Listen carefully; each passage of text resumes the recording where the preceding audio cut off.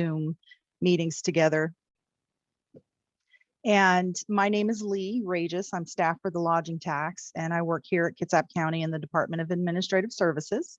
Vicki Martin just joined. Thank you, Vicki. So we'll go ahead and start. We have 3 online right now. Again, we have Penelope Sapp, Holly Hill, and Gregory Nelson. So thank you for attending the 2023 funding distribution, meaning the money that we award will be used for services next year. This year, the interview will be done via Zoom and in person. We're probably going to have a hybrid. That is still kind of up in the air. We're going to be in the chambers this year, which is the Kitsap County Administration Building Commissioners Chambers. And you'll hear more on that via email. We'll send out links and things like that for those people who have applied. The date set aside for the interviews will be August 30th, all day. You will also get links for your interview time for those who apply. Hi, David. Thank you for joining. And I'm just going to type this out real quick. So the bid conference is designed to allow potential applicants to ask questions they may have on the process itself while or before they're filling out the application. This is not mandatory. We will share all questions and answers online. This is being recorded, so just so you're aware. We're going to put the questions and answers as an addendum so everybody has the same opportunity to benefit from the information. I see Brian Johnson just joined. Welcome. And Irene Moyer. Before I get a little bit more into it, hi Sharon. I do keep track of the participants here. I know most of you, but if you wouldn't mind, I'll call you in the order I see you, just telling us where you're from. And you know, that way people on here know who's participating. I'll skip Penelope because I know that she's driving. I can tell you that she is here representing the Kitsap County Fair Board. So we'll go on to Gregory next. Gregory, if you wouldn't mind just telling him where you're from. And you're on Experience Kitsap. Awesome, thank you. Okay. Holly. Hi, I'm representing Sea Discovery Center in Paulsbo. Awesome. David? Yes, David Emmons, and we're representing the Greater Kitsap Visitor Center now that is located in Bremerton and in Silverdale. Thank you. Irene? Hello, Irene Moyer, also from the Greater Kitsap Visitor Center, along with David. Awesome, thank you, welcome. Sharon? Sharon King, Fathoms of Fun Festival in Port Orchard, representing Kitsap County. And Brian? Brian Johnson from the Admiral Theater. Welcome. And then Caroline, sorry. That's okay. Hi, I'm Carolyn Stein with the Washington State Science and Engineering Fair and also Washington State Junior Science and Humanities Symposium. Well, thank you and welcome again. I'm glad you could all be here. Thank you. So I'm going to start providing some information. Once I'm done, I'll open it up to any questions that you may have for us. So this year we anticipate distributing $1 million to respective applicants. This is a combination of more than about $800,000 in revenue forecasted in 2022, which is what we use for the following year, as well as an excess reserve balance that we accumulated in 2020 due to COVID, and it exceeded our expectations. So we're trying to spend that down. So because of that, we have a pretty large award amount this year. The application is available online, and it's on our online bids page. And if any of you don't know where that's at, let me know. I can have Rebecca put it in the chat for you. And it includes the allocation process, the application, and event description. This application closes on August 12th at 3 p.m. Once that 3 p.m. mark has passed, and applications have not been received on or before, they will be ineligible for the awarding process. In addition to the timeline, there are criteria that must be met for the application to be considered valid. And it's noted in the application itself, but I'm going to go ahead and let you know what those include. That is budget, documentation of nonprofit status, if that applies. You don't have to be nonprofit to apply. I do want to throw that out.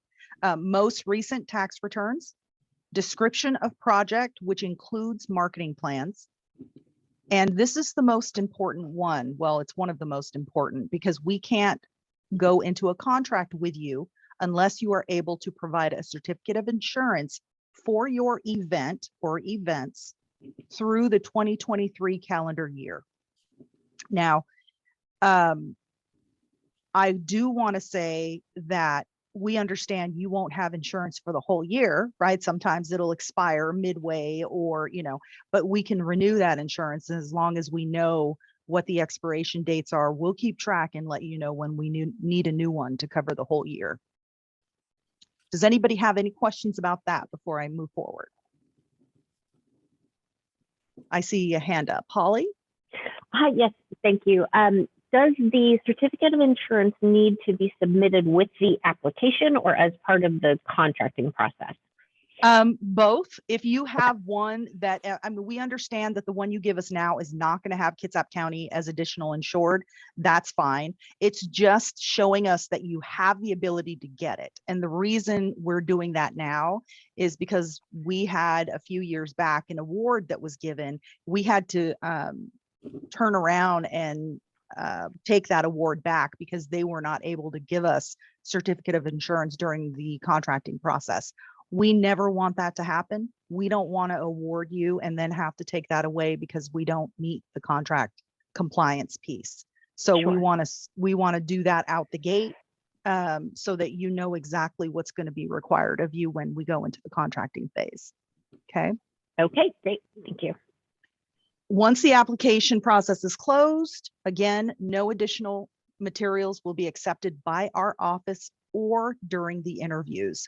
Now, if you submit in a packet and you are compliant with all the requirements, your application comes to me, comes to my office, it comes to Vicki and myself. I don't see it, the applications don't come to me during the solicitation process. So I only see it once you've passed all the criteria. When that's done, we'll be calling each of you and scheduling a time frame for you to come in and explain your ask.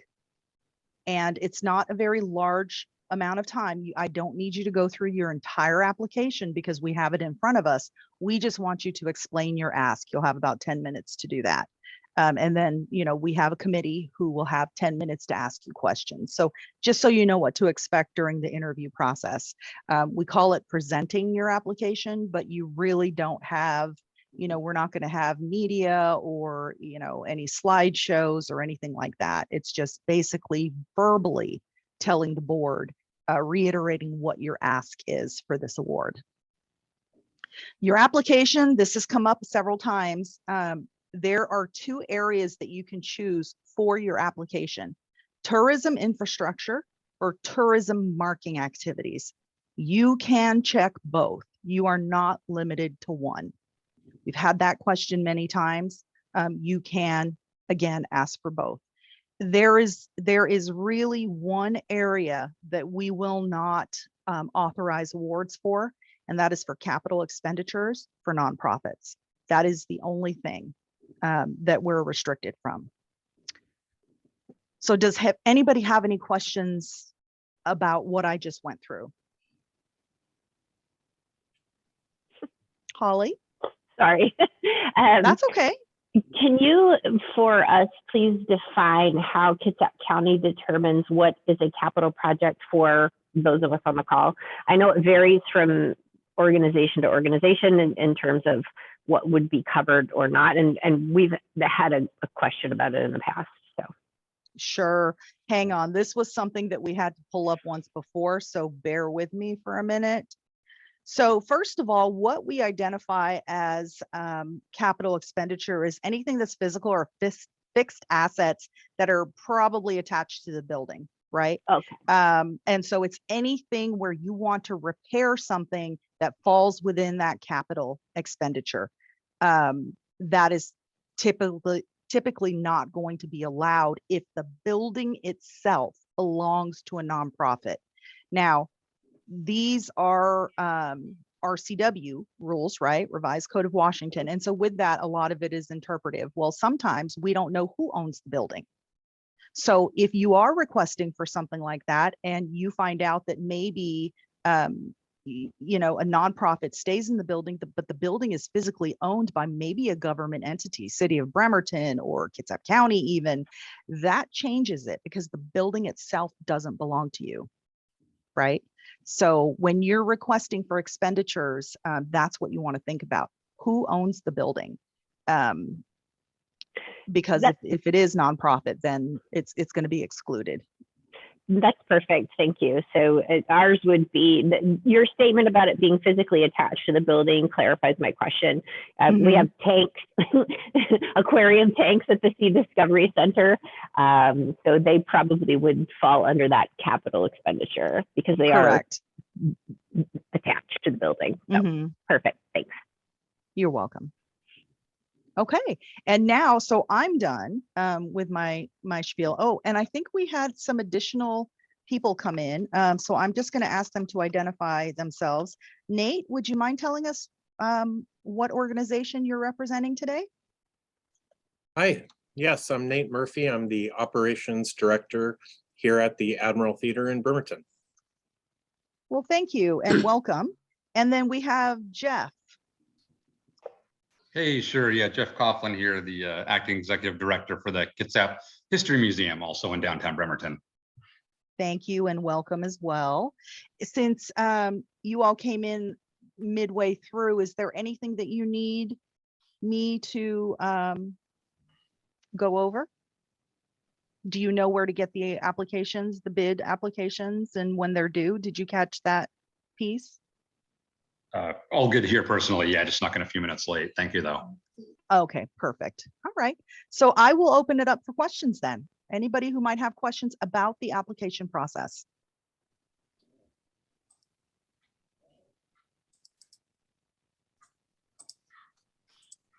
Okay. Perfect. If there are no questions, oh, Holly? Yep, that's me again. We are part, it's about the tax return.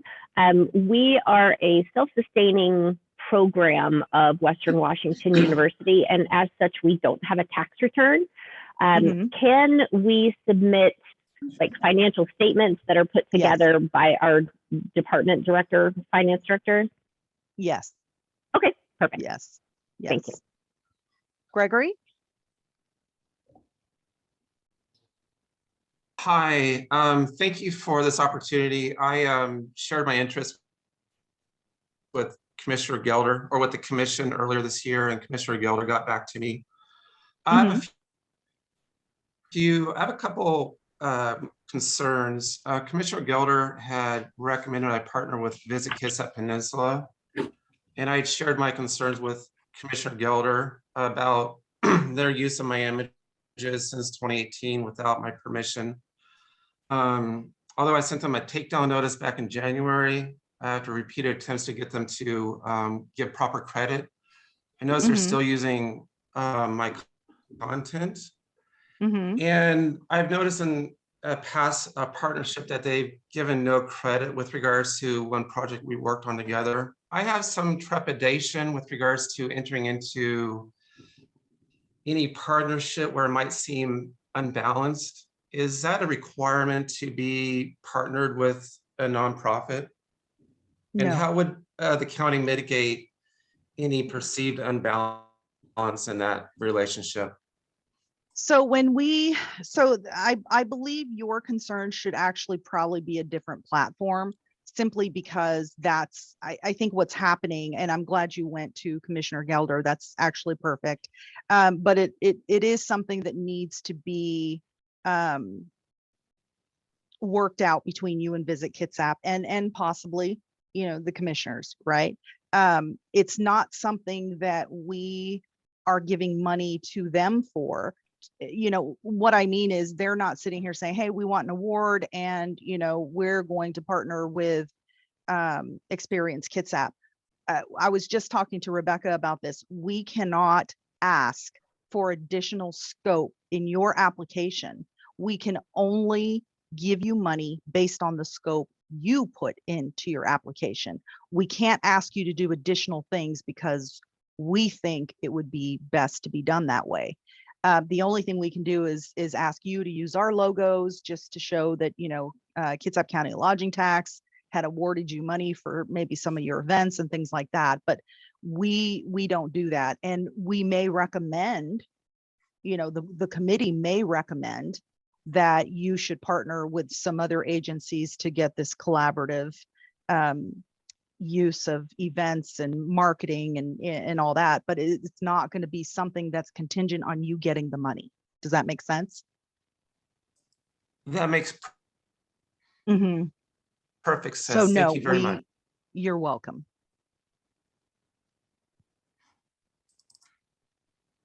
Rebecca, you had a question?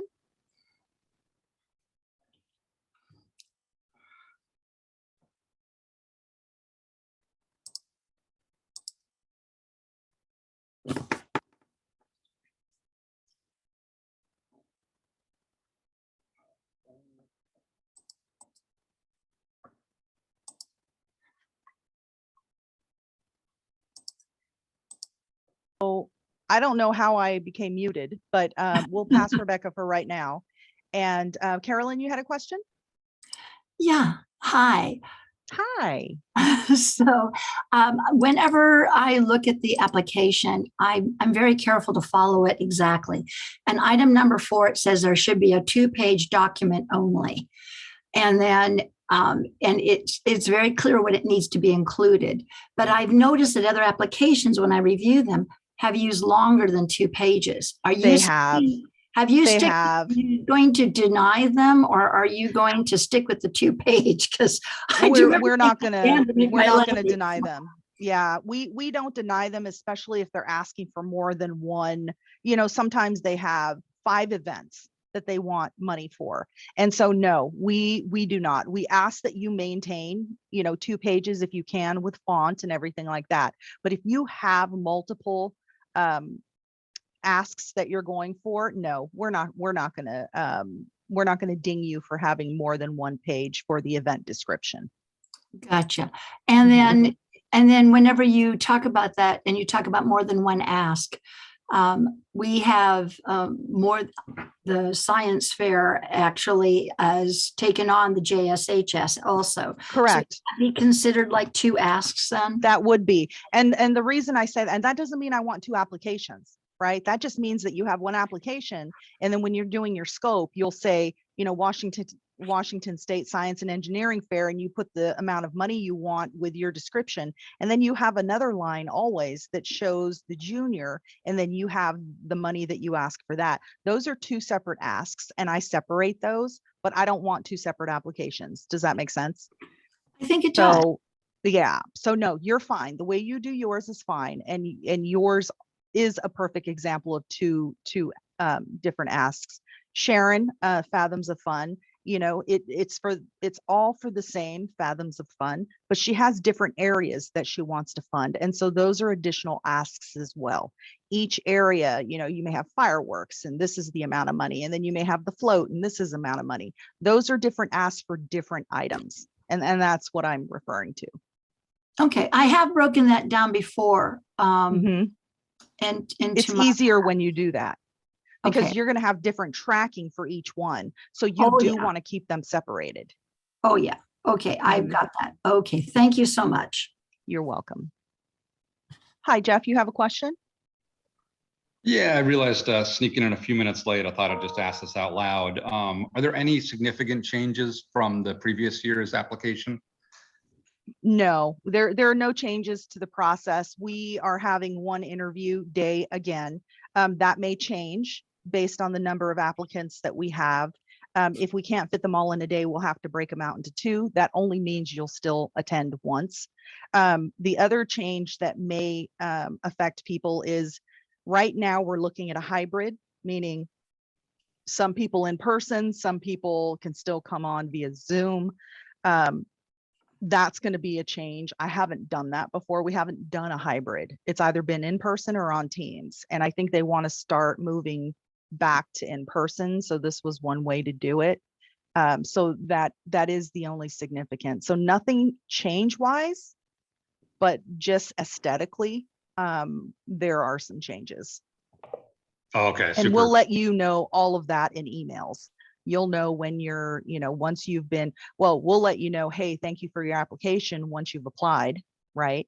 And then you'll start getting emails from us to let you know the date you've been assigned, and the slot that's been issued to you and that type of thing. Perfect. Sounds great. Yeah, and just let me say out loud, thanks again for doing the conference and running the whole process. Much appreciated. No, you're welcome. You're welcome. Does anybody else have any other questions? Oh, Carolyn? Sorry, one more real quick. No worries. Yeah, so when you were talking about hybrid and you're talking about that, are you talking about the opportunity to meet in front of the council, or is this be Zoom? This 10-minute conference? We're going to do both, right? So we do have a new chair. So Commissioner Gelder is going to be the chair this go round, Commissioner Robert Gelder, and he wants to do in person, but he also still wants to allow people to have the ability to do Zoom if they need to. Well, that makes it just a little bit more difficult on our end. So we're trying to see if we can actually make that work in the chambers. But for right now, if we choose not to do the hybrid, it will be in person. Fine But in person. yeah, I Yeah. know. And even if we do allow the hybrid, people are going to have the option. Do they want to do Zoom? Do they want to do in person? Right. So all of that will come out later once Rebecca and I sit down a little bit and really finalize that last piece, the interview piece.